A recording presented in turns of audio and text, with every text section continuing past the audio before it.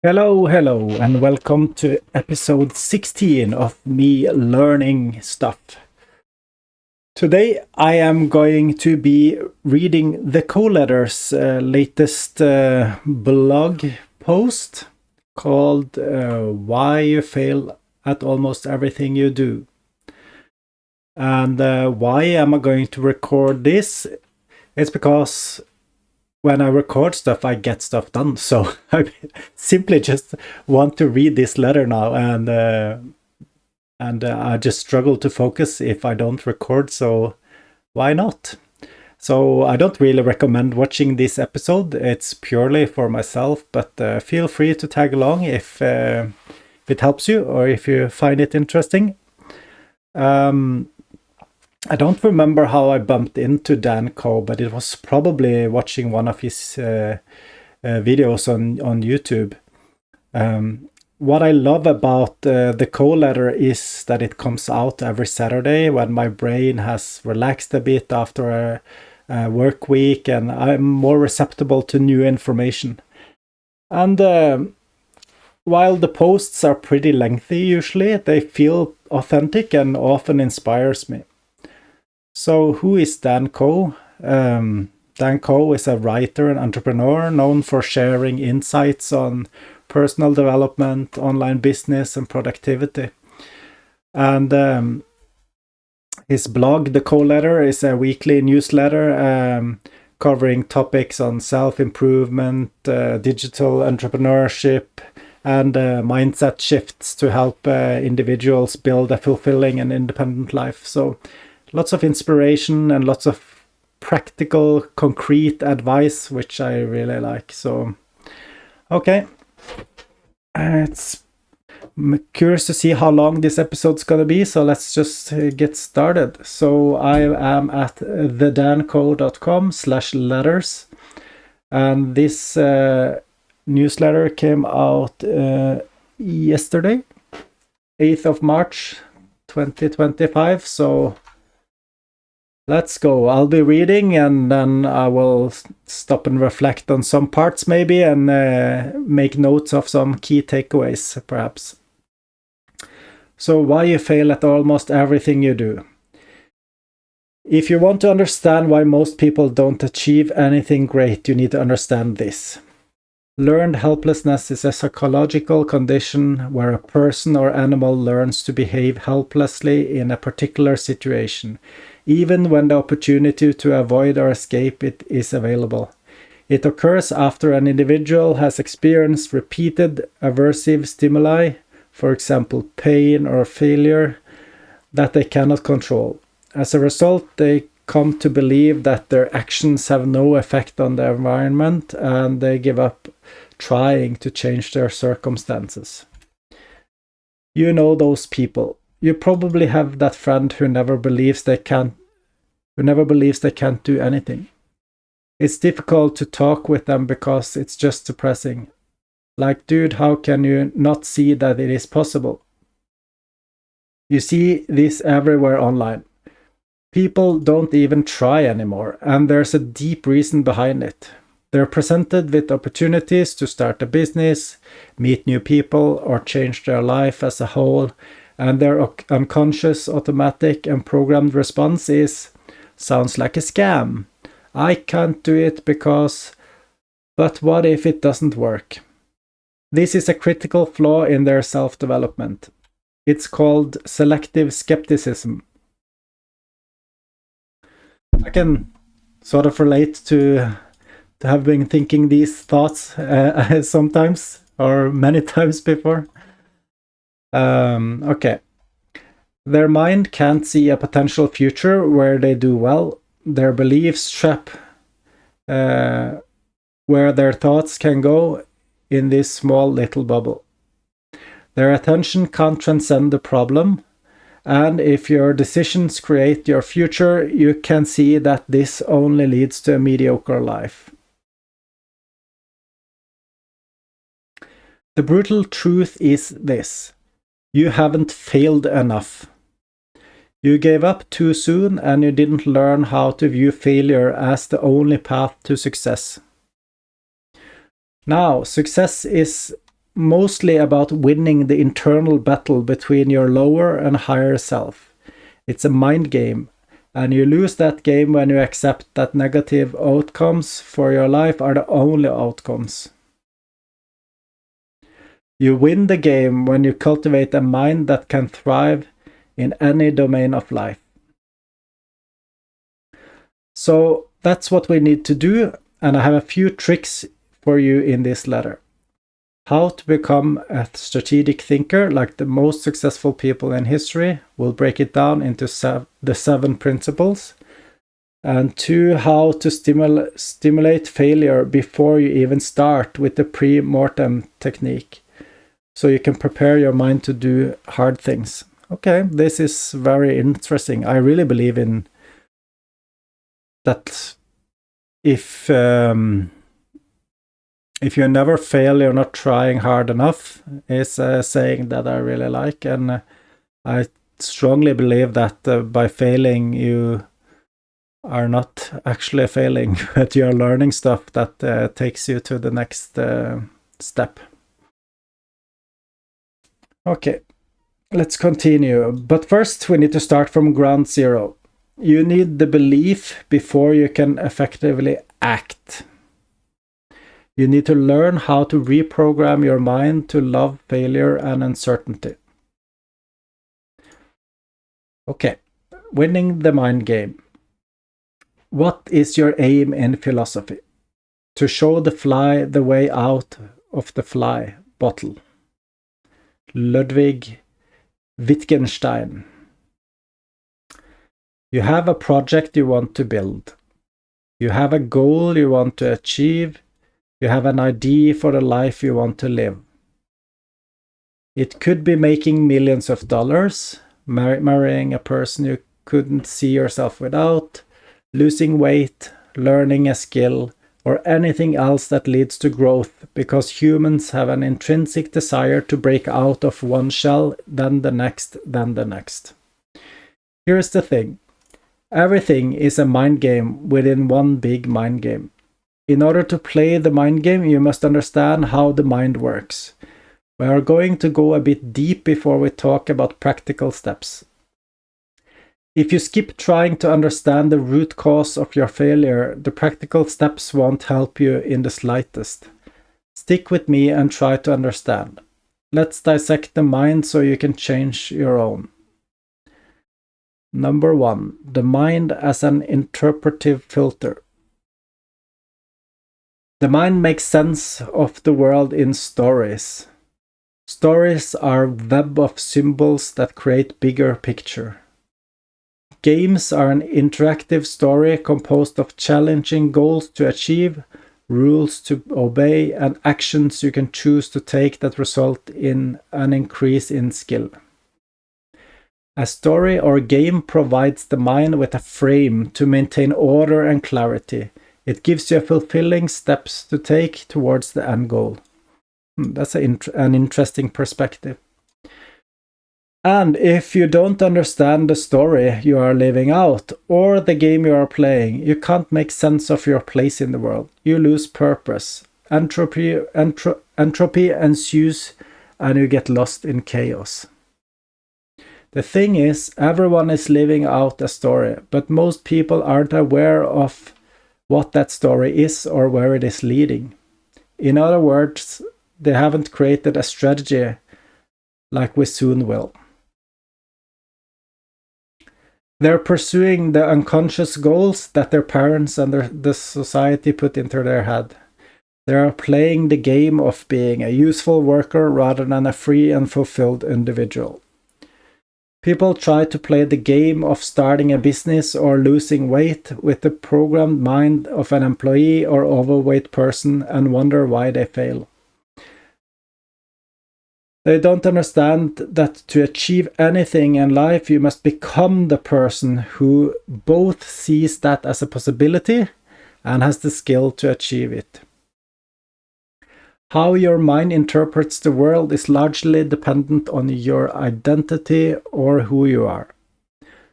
Your identity is a web of ideas, beliefs, goals, and values that act as a mental filter. You notice information that helps you achieve your goals or win the game. You notice information that aligns with what's important to you or your values, the rules of the game.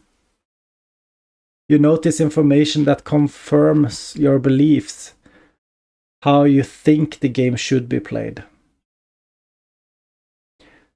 Two different people with different goals playing different games can read the same book and come away with entirely different conclusions. Those conclusions are then used to make decisions. Those decisions compound into success or failure. Do you see why this is important? You fail at almost everything you do because you fail to interpret reality in a way that provides you with the information you actually need to succeed.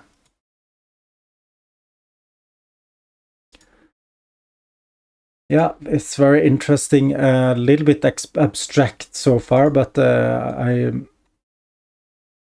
kind of got the game reference where things are sorted out for you and laid out in a way, and if you understand the game, then you get hooked and you enjoy it. So if we can sort of be better at sorting life in a similar way, maybe that would be good. Let's continue. In any given situation, you can interpret it in 1,000 different ways. Maybe 5 of those interpretations will help you succeed, but your mind can't comprehend those 5 ways. You can't make progress because your mind rejects the information that you need to make progress. This goes far beyond getting information from a book. What is your relationship with failure? Do you see that as the only source of reliable information to base your decisions on?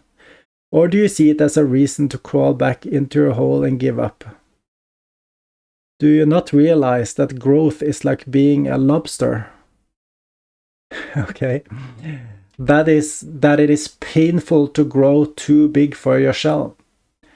And if you don't remove it, the pain only intensifies until death.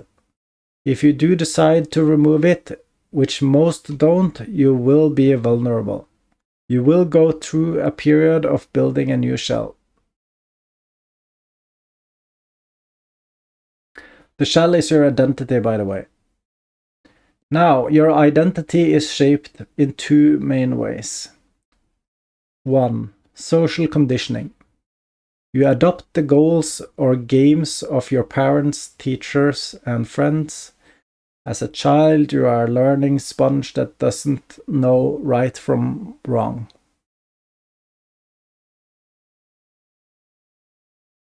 I think that is very true.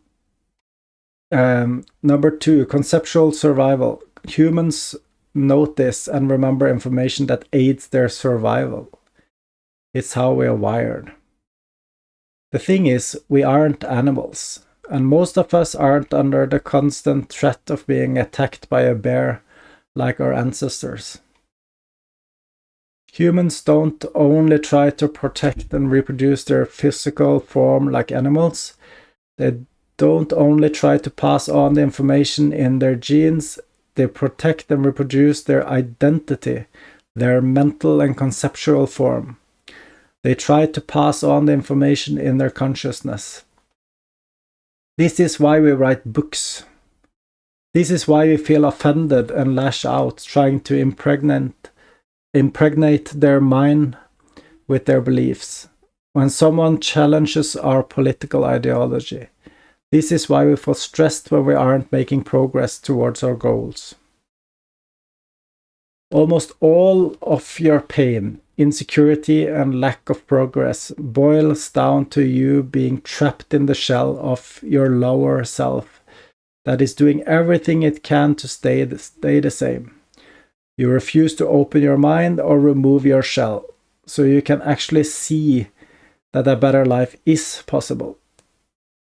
Your identity Your identity isn't some set-in-stone thing that you were assigned at birth along with your name. It's a living, breathing, and evolving entity.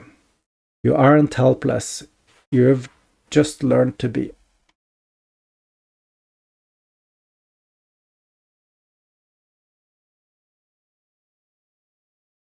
Number 2, mistakes are the only source of truth. Here's the thing. Most people try and try and try just to fail and fail and fail because they try to match someone else's map to their territory. Courses, books, podcasts. They don't realize that these things are maps.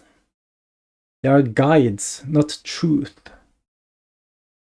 They are useful, but only if you understand that they are nothing but a candle off in the distance that guides you through a dark room.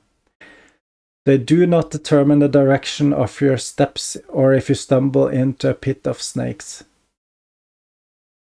So this is one of the reasons why I record these videos now, because I have read many books and taken some courses and got some experience, and the best thing to do is to just do my own thing, create my own things, program my own things, create my own videos. And at the moment I feel that is the best way to learn, and try to use all the things I have learned before and my experience and the self-help books and everything, and just create stuff rather than reading more and more books. Of course, I'm saying this as I'm reading another self-help blog post here, but I have to read something. I'm not going to stop reading at all, but I really like creating stuff now, creating my own things. Okay, further, you do not have access to someone else's state of mind. You do not have access to how they perceive the world. You do not have their same exact identity. This leads to one crucial and counterintuitive realization. Mistakes are the only source of truth. Not the thoughts in your head, not the advice of a billionaire. Failure is the only teacher that is absolutely 100% tailored to your situation. Failure has a signal-to-noise ratio of 100 to 1. But you hate failure. You let it rule your life. You ignore it and dig your head into more courses, books, and podcasts. I've done this for many years.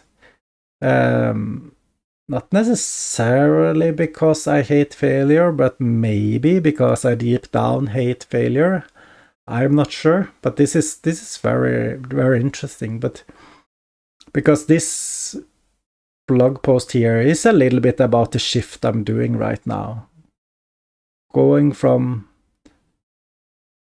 not just reading and learning from others, but trying to create my own things, and failing and improving and failing and improving and failing and improving. And that's when I realize where the bar is, where I have gaps and weaknesses. And then it's a little bit hard to just keep moving, but what better way to learn than just keep going? Everything you learn that is not derived from mistakes is derived from theory. It is derived from a map.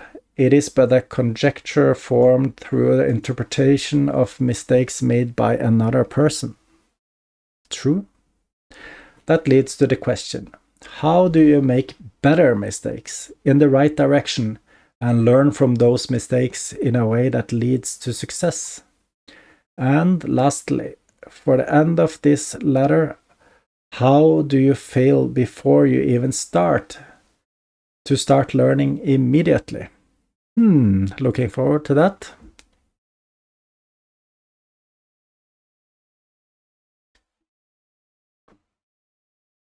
So, how to change your life with strategic thinking. Strategy is not a lengthy action plan. It is the evolution of a central idea through continually changing circumstances. Lawrence Friedman.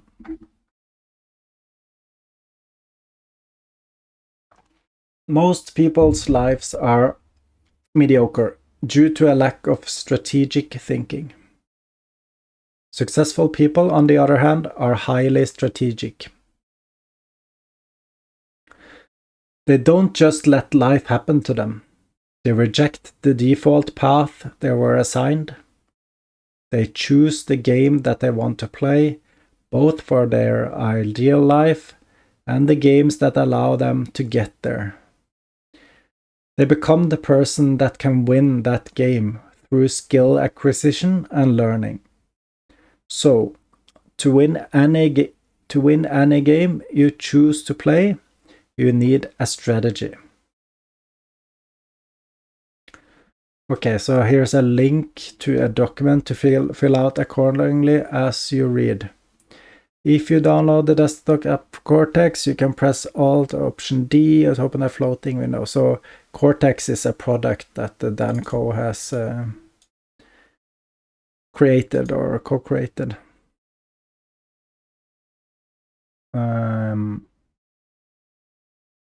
So what happens if I open this? Not sure if I have to create an account first. Okay. Strategic thinking template.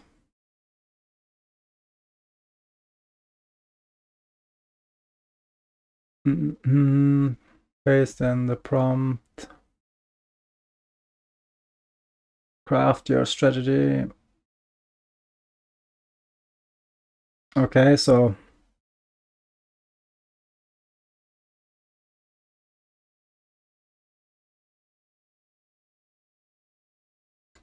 okay, interesting. I'm not going to do this now in this video, but this is what I like with the Koe Letter. It's very practical.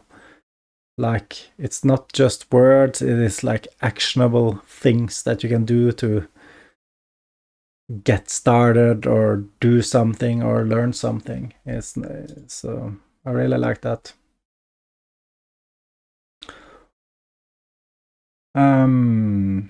Okay, on to the strategy. You need a direction. Strategic intent, number one. You need a direction.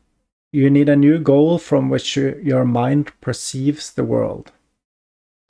First, think of everything you hate about your current life, the job, the body, your routine, how you feel.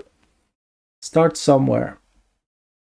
So one of the things I've been doing lately is I felt always tired and like didn't have enough energy here and there. And so I started exercising about 1.5 months ago, and surprise, surprise, I feel much better now, much more energy.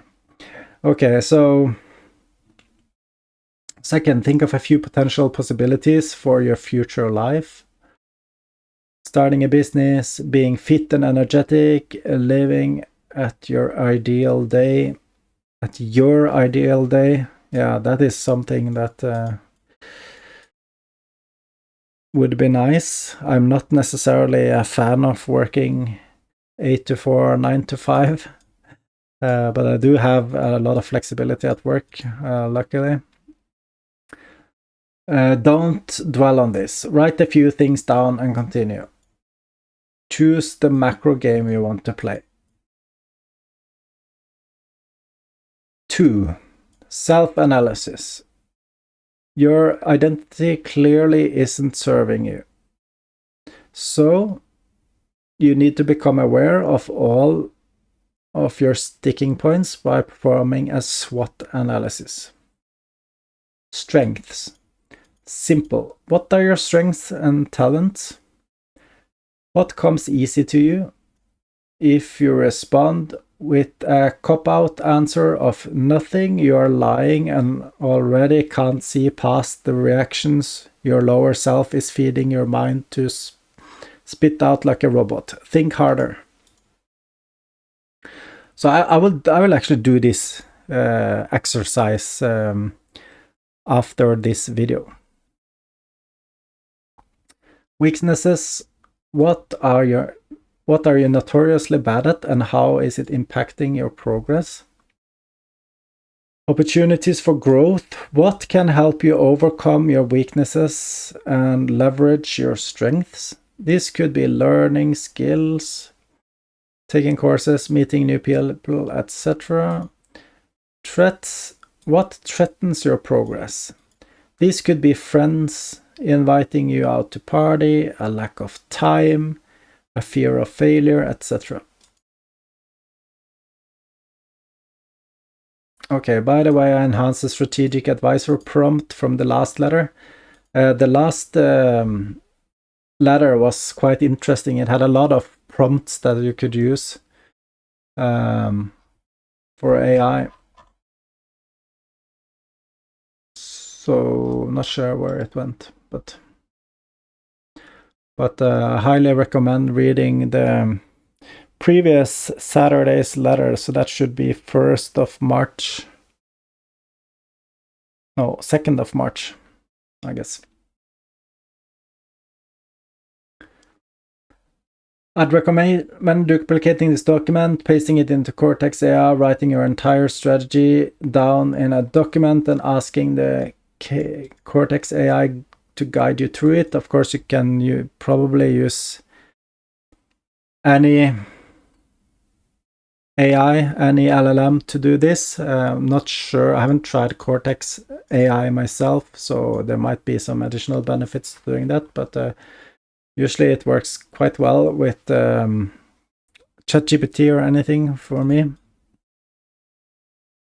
Here's an example of what it spat out when I asked for guidance on building an audience.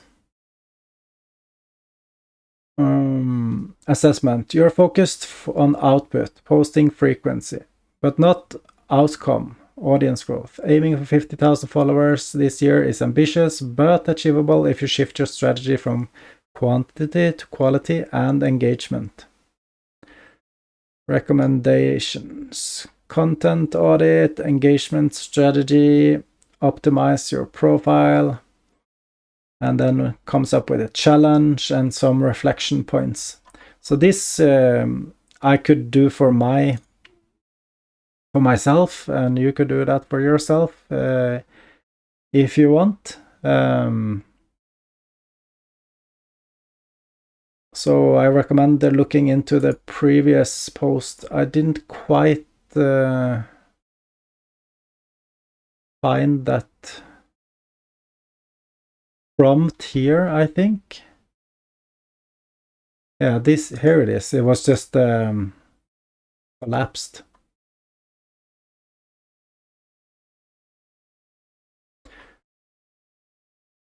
Yeah. So this is a prompt you can use. You're a strategic advisor, provides clear, direct guidance, focus on actionable insights and accountability. It's so, the LLMs are free. You don't need to sign up for a pro plan. And you can just try this. Just copy paste this in and start chatting a little bit with the AI, and it's really, really interesting. Okay. So back here, number 3, strategic preparation. How do you change your identity so that you can act on your strategy with ease? You start by immersing yourself in a completely new environment. You change the books you read, the information you consume, the people you follow, and everything else to reflect on the goal you are trying to achieve. Interesting. You open your mind to new perspectives and you allow them to challenge your beliefs of what's possible. Delete most of the apps on your phone, unfollow most of the people you follow, buy 3 new books, queue podcasts to listen to on a walk, invest in resources to learn the skills you need to learn, have a pre-written message that declines your friends' invitations to go out.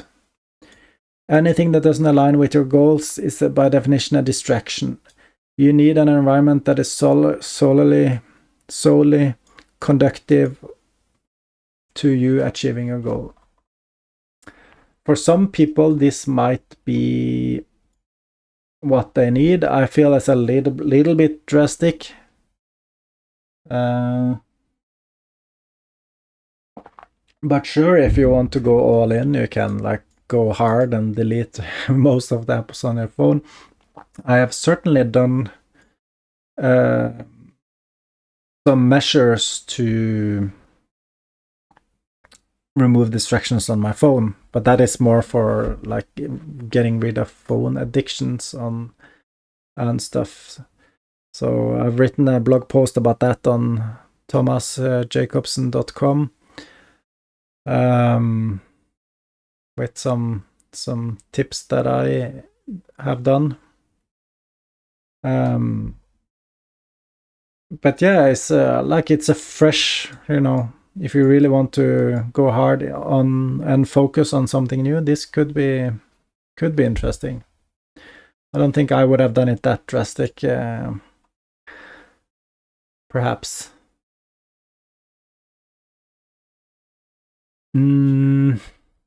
But yeah, environment change is definitely, if you're like completely stuck, changing the environment might be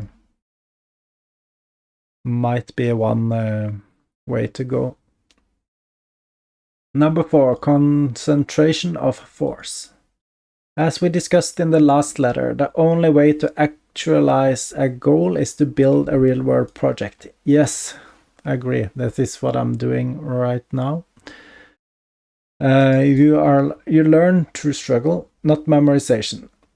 And you need a project to apply your learning to. So write down 3 to 5 projects you could build to achieve the goal. Yeah. Okay, I have 2 to 3 projects going on at the moment. Oh, yeah. One of them is Varys, like the critical thinking app.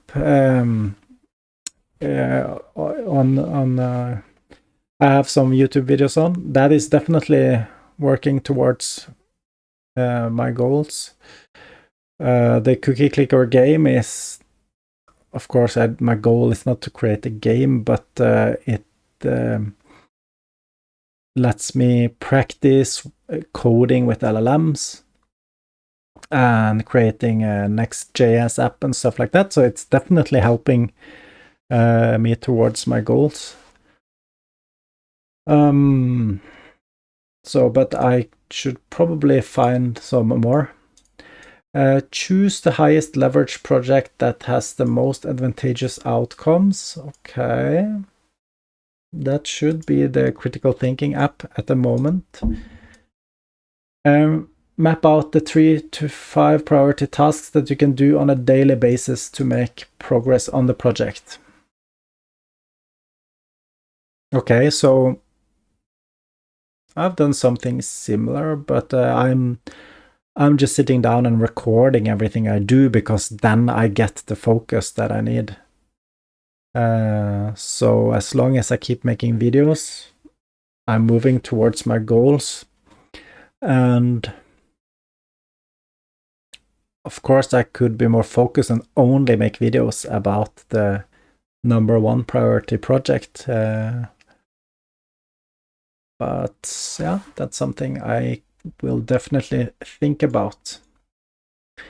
If you're trying to quit your job and do your own thing, an example project is starting a weekly newsletter or starting on social media. Social media would probably be the highest leverage due to its ability to build an audience, and a newsletter will come after. I see many people are doing this. I'm not super interested in making a newsletter at the moment, at least. And social media, yeah, I have rebranded my social media accounts. But I'm not super active, but I've started practicing sharing stuff that I like, at least. So that is good. And of course, I'm making YouTube videos, but that is mostly for myself. I haven't shared any of the videos yet. And I mainly do it because when I record, I am very focused. So we'll see. Of course, that might not be your interest, but if it is, 2 Hour of Writer may help. So this is one of Dan Koe's products, a writing course. I have not taken that. Number 5, disciplined execution. You need to replace your old routine with a new one. Because you probably fell into your current routine without knowing it. That is probably true. And if your actions create your future, you are falling into a future without knowing it. And it's probably not the one you'll care about.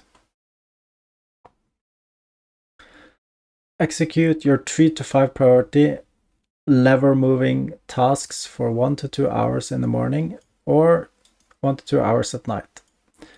So I'm doing 1 to 2 hours at night. It's mostly coding and recording these videos at the moment. Everything you do throughout the day should fuel your work, what you read, what you scroll, your conversations.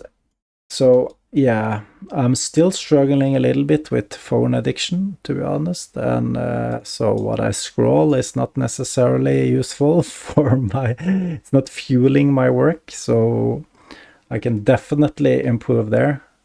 And your conversations, yes, interesting. I can try to fuel my conversations, or gravitate my conversations more towards my work or my private projects. Going on walks instead of distracting yourself. Yeah. I am mostly recording videos now or exercising, so not too bad. Eating well, slowly getting better. I'm already eating okay, but trying to eating even more healthy and eating smaller portions and not snacking and stuff like that. It goes in like waves for me usually. Can be very good for 2-3 months and then I fall back into bad patterns.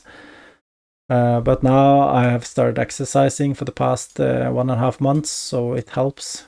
So we'll see. Slowly improving on this point. The only thing on your mind should be strategizing how to overcome obstacles of the game. Yeah. I'm thinking a little bit about those things. I should probably be thinking more about those things at a bigger scale, like how to jump ahead much faster than what I'm currently doing. This will become seamless when we create a pre-mortem soon. Okay. Number 6, adaptability. A strategy is like everything else in life. It's not static. It evolves with feedback. Yeah.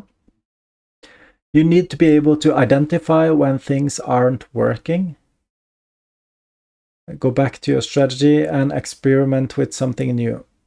Remember, mistakes are the only source of truth. Experimentation is how you make mistakes. Thus, experimentation is the only way to achieve what you want in life. I need to think more about that, but yes, absolutely. Try and fail and learn, and try and fail and learn over and over again. It's at least one way of doing it. 7. Study the general principles of nature. If you understand the general principles that are found in everything you do, it becomes much easier to make sense of a negative situation.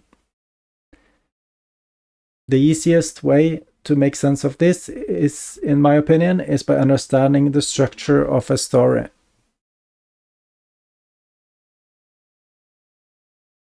First, there's a problem that needs to be solved. There are highs and lows, and the hero must go through. There is struggle, there is bliss.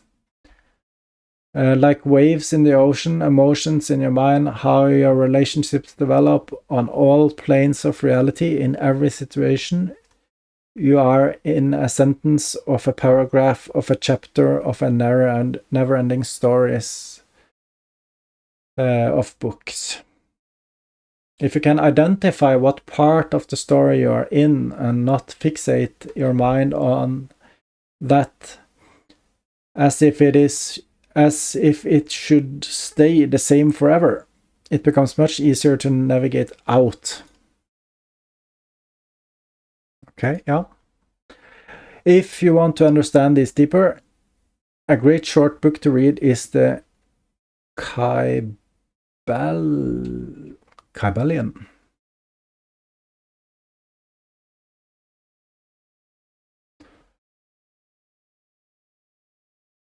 Oops.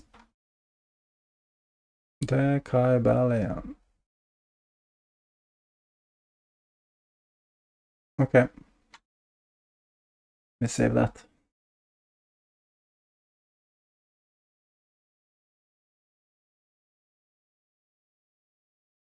Okay. Now, something really interesting. The pre-mortem. How to fail before you even start. The essence of strategy is choosing what not to do. Michael Porter. Most people don't fail because they can't complete their project. They fail because of internal psychological thought processes that take control of their focus and lead to the belief that the success isn't possible. A few examples.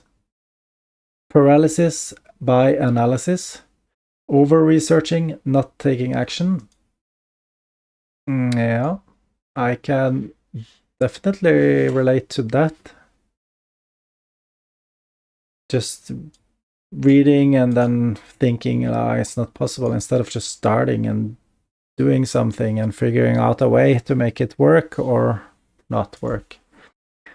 Losing sight of the big vision due to others' opinions. Okay. Lack of complementary skills like writing and audience building to be able to find customers for your work. Yeah. I'm going to try to build some products, and I hate this part. I mean, I like writing. Audience building and sales is like what I fear the most. So that is definitely something I need to work on at some point. Probably should start right away, but financial insecurity to the point of accepting that you need to focus on the job you hate.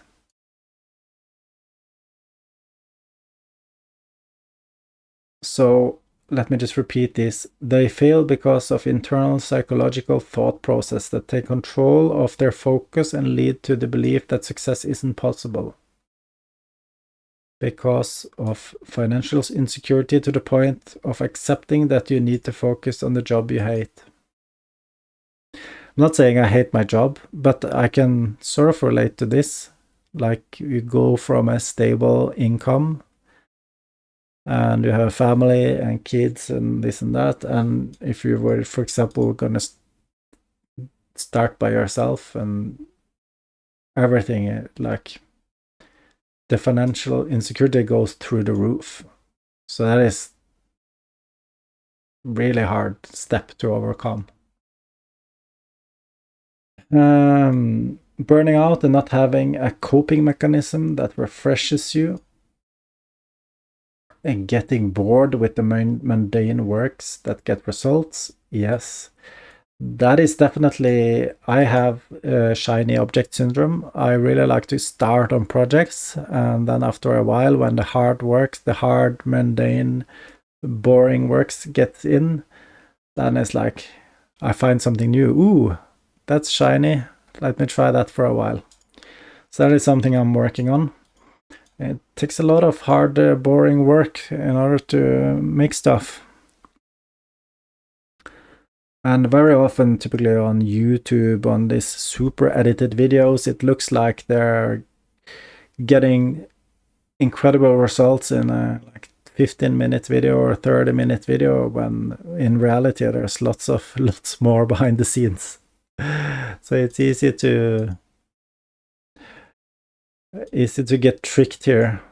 Also, when you see pro gamers making it look so easy to do stuff, and then it's like extremely a lot of work and research and hard work behind it. Yeah.